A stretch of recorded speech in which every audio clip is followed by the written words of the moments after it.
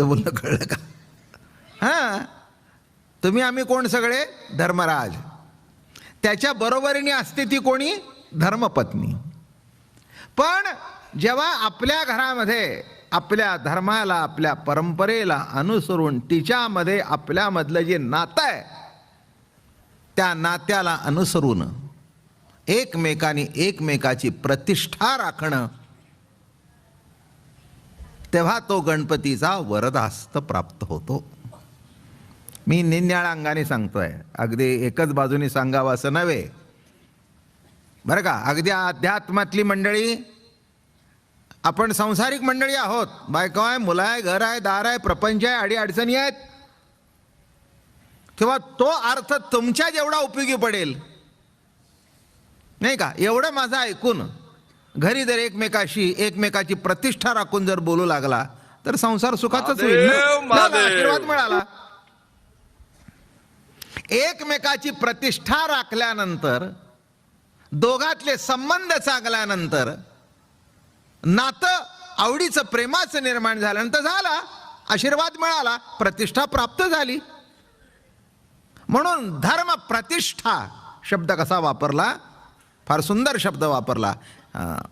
मग सहजे सत्कार वादू तो पद्म कर वरदू, धर्म प्रतिष्ठा तो सिद्धू अभयास्तू. सिद्ध हस्त आहे तो. काही काही माणसं सिद्ध हस्ताची असतात. बोलणं कळलं का तुम्हाला? कशा हस्ताची असतात? अरे बाबा, सिद्ध हस्त आहे. काय सिद्ध हस्त कळलं का? सिद्ध आहे, सिद्ध वाणीचा आहे. याचा अर्थ असा आहे, त्याचा हात लागेल त्याचं सोनं होईल. काय काही काही माणसांचा हात लावू नकोस, त्याच्या हातात सुद्धा देऊ नकोस, दिलेलं बिघडून जाईल. काय? आणि सिद्ध हस्त असा आहे की नुसता लागला तरी तिथे कल्याण होऊन जातं. म्हणून साधू संतांचं आपण वंदन करतो, त्यांच्या आशीर्वादाचा हात. महाराज म्हणाले, हात ठेविला मस्तकी, देवोनी प्रसाद केले सुखी. साधू संतांचा हात, त्यांचा स्पर्श झाला.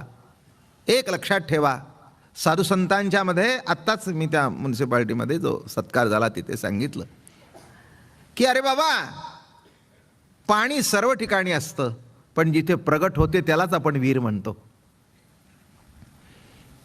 तसं देव सर्व ठिकाणीच आहे, पण देवत्व ज्याच्यातून प्रगट होतं त्याला आपण म्हणतो हा देव माणूस आहे, हा देव माणूस आहे. देव माणूस या शब्दाचा अर्थ हा कधी कोणाचं वाईट चिंतन करणार नाही.